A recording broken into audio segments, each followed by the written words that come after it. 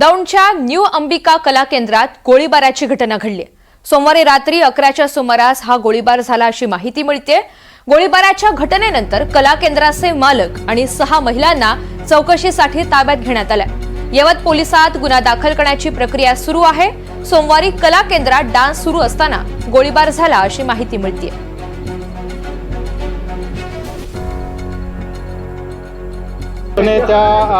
त्यांना वेळेचं बंधन आहे आणि त्यांना जे परवाना दिलेला आहे त्याचे रूल्स रेग्युलेशन त्या अनुषंगाने खात्री नियमितपणे करण्यात येते, तपासण्यात पण येते।